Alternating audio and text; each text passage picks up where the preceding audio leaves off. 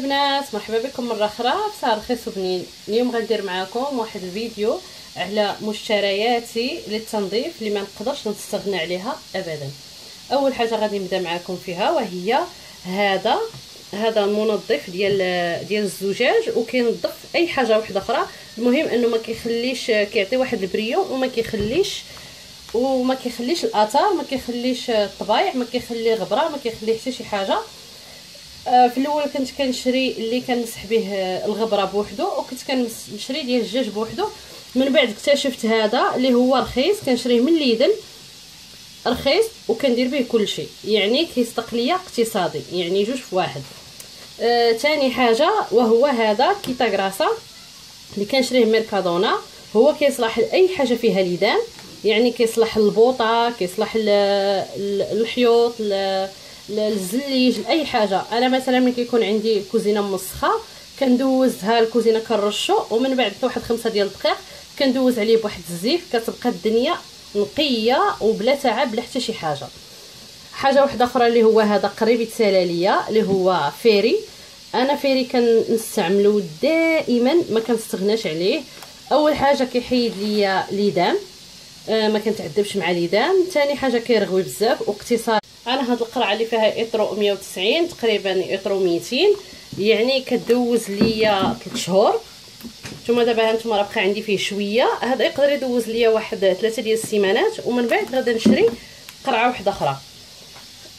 هو غالي شويه، لكن الا جيتي تحسبي الثمن، يعني المده اللي كيدوز كيطلع اقتصادي رائع رائع لواحد الدرجه ما كتصورش. انا شخصيا ما نقدرش نستغنى عليه.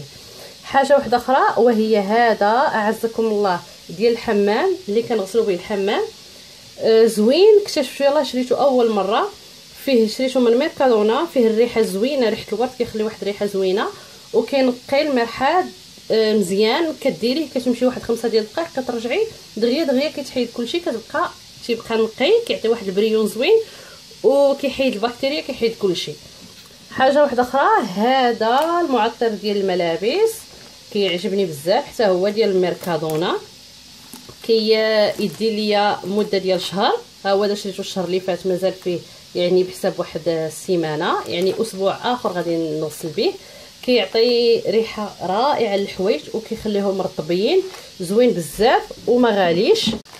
هاد الزيوفه هادو اللي كنمسح بهم اي حاجه، شفتهم كيفاش دايرين هنايا، هما ديال الفيبرا، زوينين بزاف، ما كيخليوش الغبره، ما كيخليوش هذاك الطبايع. كتمسحي بهم بالدجاج، تقدري تستعملي هذا، تقدري تستعملي غير الماء، كيخرج الدجاج نقي غزال وما نقدرش نستغنى عليهم، وكيدوزوا ليا الشهر، يعني كيبقاو ما كيخسروش دغيا، ماشي بحال الطرشونات الاخرين يعني كتدوزي بهم مره جوج كتصبنيهم ما كيبقاوش يعاودوا يمسحوا.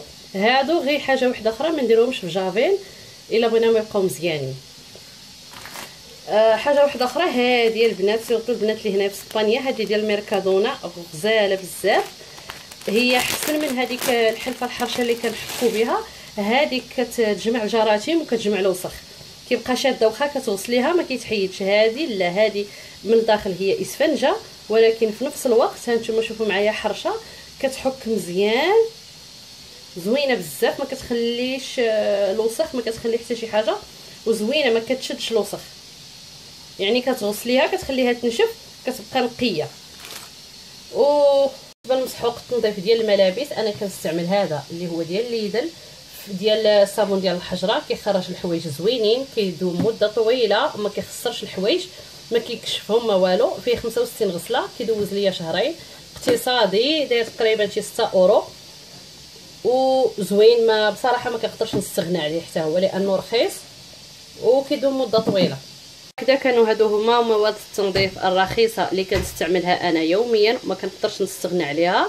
نتمنى يكون عجبكم الفيديو، ما تنساونيش من لايك وبالاشتراك في القناه، واي حاجه خليوها لي في التعليقات من اقتراحات ومن تساؤلات. نتمنى يكون عجبكم الفيديو ونكون عند حسن الظن ديالكم. اللقاء في فيديو لاحق.